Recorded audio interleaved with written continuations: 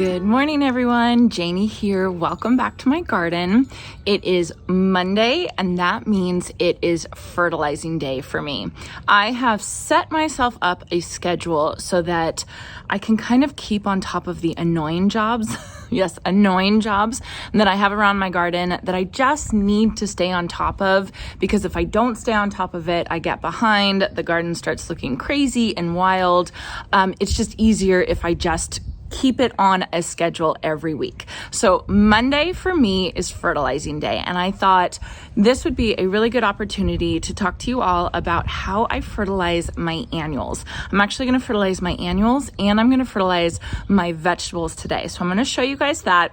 I do get this question quite often, how I fertilize my annuals, what I use. Do I use a watering can? Do I really go around my whole garden with a watering can?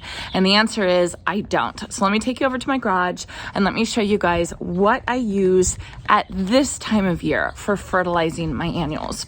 If it is in like January, February, when I have cool season annuals like pansies and snapdragons and stuff like that, then I will use a watering can. And I always use water soluble fertilizer. So every Monday I use water soluble fertilizer. Now I say that because that's my goal every Monday, to use water soluble fertilizer. Of course, we get lazy, or the weather doesn't work right, or our schedule doesn't work right. So sometimes I do skip, but I definitely notice a difference in my plants when I do skip. And really, my garden looks the best when I stay on top of it. So in the winter, when I only have a handful of things, or if I'm just getting started for the season, I will use a watering can and I will dilute the water soluble fertilizer in the watering can. This time of year, that would take me like 3 hours to get the whole garden done, and trips back and forth. So it's just not worth it. So what I use is I use a hose end sprayer, and I just use this one. I got it from Home Depot years ago. It's so old, but it works perfectly. It works really, really well. I connect it to my hose, and then I just walk around the front yard and fertilize all of my annuals, and then I go into the backyard. I detach this, I take this to the hose in my backyard, and then I fertilize all my annuals back there. So what I use for fertilizing is this stuff.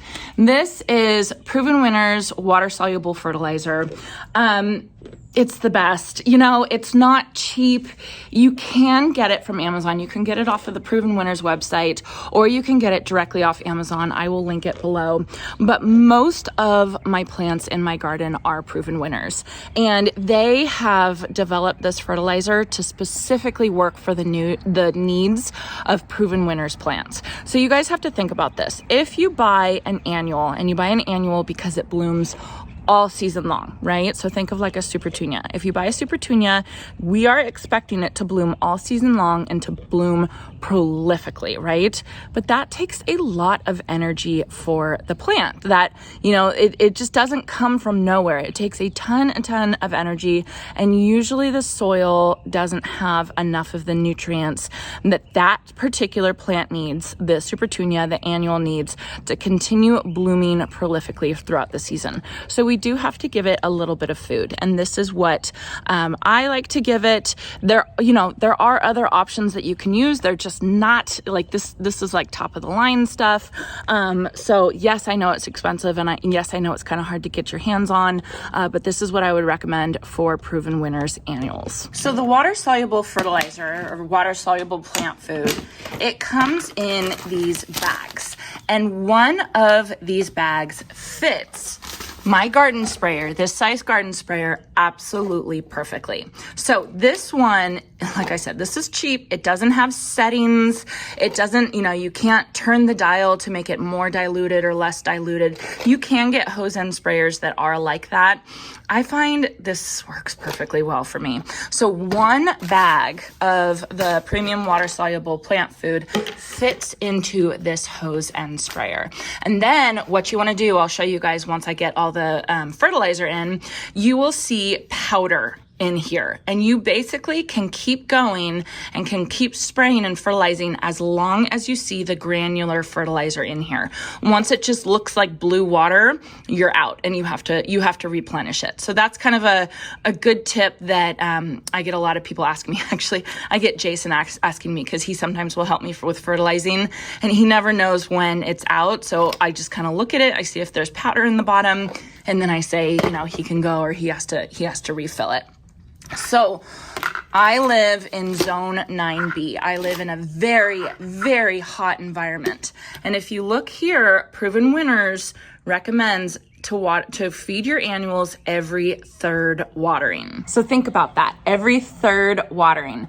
That basically would mean I have to fertilize 2, maybe 3 times a week. No, just 2 times a week. Just 2 times a week to be able to stay on top of it. And I think that's too much. I think that that's too hard for me to do personally, to fertilize my annuals twice a week, because it does take me some time and I have to schedule the time to come out here. So I've just kind of made it easy on myself and said, okay, I'm just going to do once a week. I'm going to do every Monday, but I'm going to try and be as consistent with it as I possibly can. So to make up for that, I think that if you live in a hot environment where you basically have to water every day or almost every day, we need to use this stuff. This is the continuous release plant food. This is the stuff that you put a scoop of this in before you plant the plant. It dissolves with heat. Heat will start activating it and it'll start dissolving.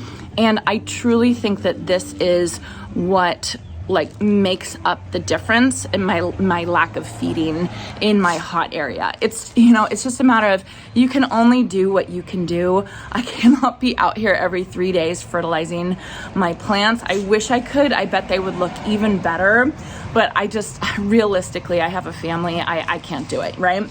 So I kind of rely on this. And I truly think that if you live in a hot environment like I do, you need to use this whenever you plant your annuals. It will make up for whatever you don't fertilize, or whatever the amount that you water dilutes the fertilizer. Because basically the more you water, the more those nutrients are going to get washed away in that water. So speaking of being washed away, the nutrients being washed away, I did want to make sure that I mentioned this in this video. I learned it in my Master Gardener's class, and I think it's really important for all of us to remember as gardeners. You do not want to over fertilize. You do not want to use the water soluble fertilizer and fertilize so much that you're going to have what's called runoff. And runoff is when you see the water spreading in other places where it's not meant to be, right? So think about a lawn. If you are watering your lawn too much and it starts running out into the street, that is a complete waste of water, for one thing. But all of that water goes into the drains, ends up in the rivers and the oceans and all that type of stuff. So it's really important when you use water soluble fertilizer that you are not watering so much that you have any of that runoff, because you do not want that fertilizer to go into our rivers and our oceans and our ponds and all that kind of stuff. You want to keep it just where the plant is. Let the plant use that fertilizer. You don't want to waste the fertilizer either, because it's expensive, but you just want to make sure that you're not overdoing it. So that's something to think about. Water your plants. Don't water the street. Don't water the rivers. Don't water the oceans. The other thing that I have used for fertilizing is this Petra backpack sprayer. It's a battery powered sprayer, and this is a 3-gallon container. And basically I put enough scoops of this, because this will also come with a little scoop right here. Right there, see that? So I'll put enough scoops. I basically put 3 scoops into this 3-gallon backpack sprayer, and then I will walk around and I will fertilize my plants with this. But this is only 3 gallons, so it's only double the amount that my watering can is. So I don't think this actually saves me any time. I mostly use this when I spray Bacillus thuringiensis, BT, for budworms. That makes it a lot easier, because you don't have to use as much liquid as you do with the fertilizer. So, and then on that note, how I fill my watering can, if you guys just have a couple annuals, you just have maybe a couple containers. For every gallon, for every gallon you use a scoop. So that watering can I have right there is 1.5 gallons. So I use 1.5 scoops in that watering can. All right, so let's get on with my fertilizing chore today.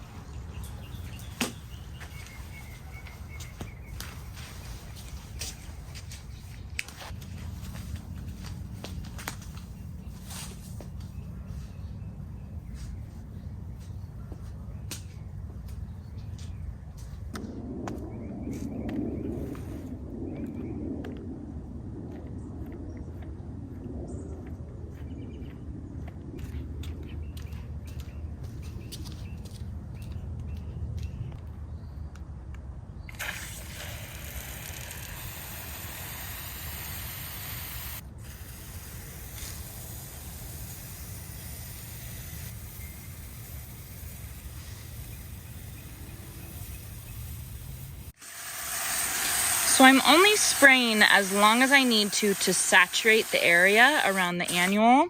Because I have these lemon coral sedum right here that don't need it, I'm just kind of avoiding it, but I'm not worried if some fertilizer does get on them. Yeah, and then I just go through. It's kind of meditative because it takes me maybe like a half an hour, I would say. I can't say I love it, but it's not horrible.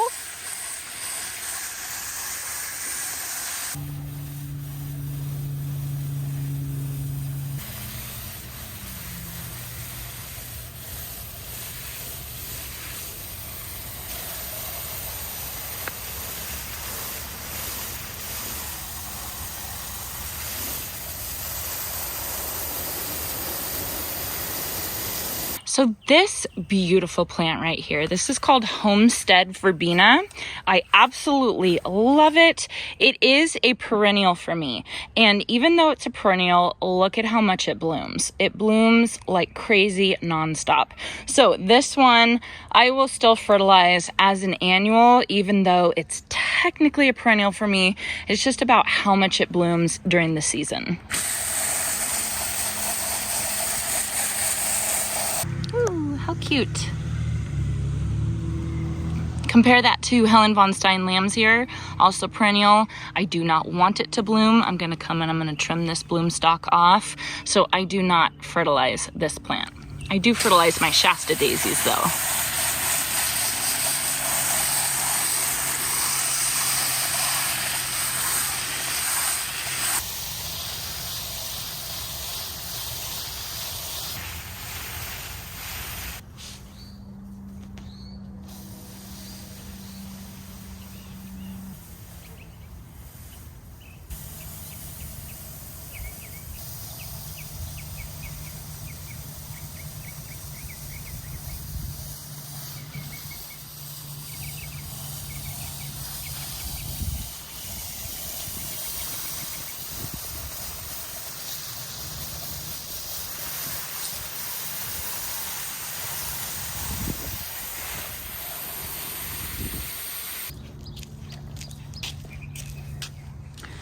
Let's see if you guys can see this.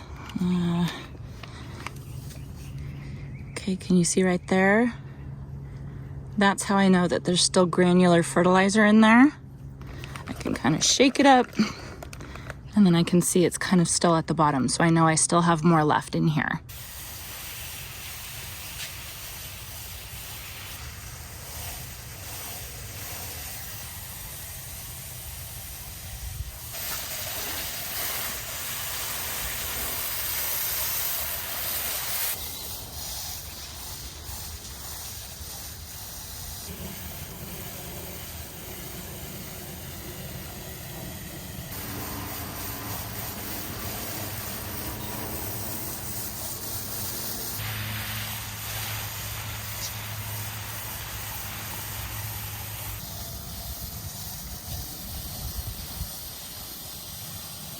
bloom break.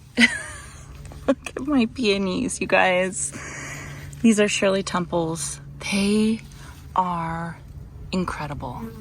So absolutely beautiful. I could just sit here and stare at them all day. They're just the prettiest things. And Dr. Alexander Fleming, let me get out of the way. He's about to start blooming too. Oh, I just love it. I love this time of year.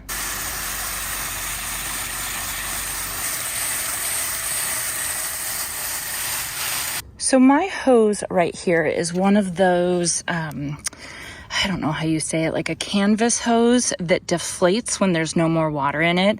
I love this hose. This hose is 100 feet long, and it allows me to come all the way around from my, faucet. From my faucet all the way up there by my front door, and then I can lay the hose on the ground and bring it all the way around so it's not, it kind of will hit the flowers sometimes, but it does a really good job of not hitting the flowers. So I like it because it can get all the way to the fairy garden. That's about as far as I can go. That's to the end before it starts pulling, and it starts pulling on the rose arch. So I usually stop here at the fairy garden. That means this garden bed, this oak tree garden bed, does not get fertilized at all, like on a weekly basis. Honestly, I don't even fertilize it on a yearly basis. I am letting this garden be like as natural as possible, and I'm really, really liking it. It's doing so well. The scabiosa is doing beautifully. The status is doing beautifully. The buddleia is looking really good. Everything is looking absolutely gorgeous. So really excited about this garden bed. This whole garden bed does not get fertilized at all. Nothing in it gets fertilized. Really, there's no annuals to fertilize, so I just don't even worry about it. So that is how I fertilize my annuals. I still have to go in the backyard and fertilize all my annuals in the backyard, but I did want to show you guys how I fertilize my vegetables, because they need a lot of food too. You have to think about the production, they're developing fruits. They need fertilizer, but I don't want to put blue fertilizer on my vegetables that my family and I are going to eat. So let me show you what I use for them. So for vegetables, I want something organic. I want something that's not going to be chemicals on the vegetable. And lately, I'm not really picky about what I use. I just want to make sure that it's organic and that it doesn't have any like super chemicals in it, right? So this one has fish and seaweed, organic fish, seaweed fertilizer made from 100% hydrolyzed fish and North Atlantic seaweed. So this is the type of stuff I've also used worm tea, like worm castings. I've used the organic, like pump stuff.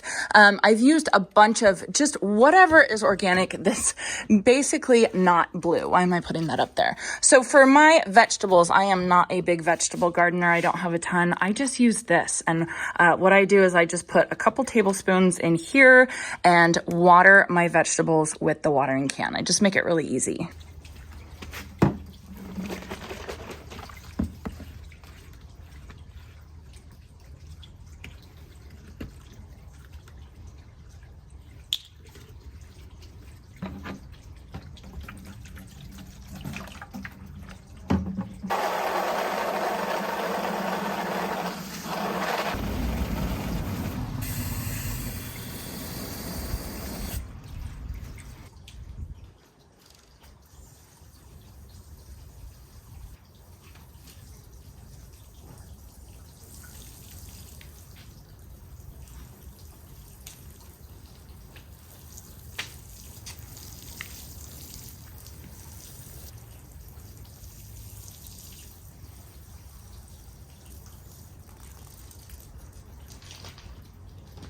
Okay, and that is it for my Monday fertilizing day.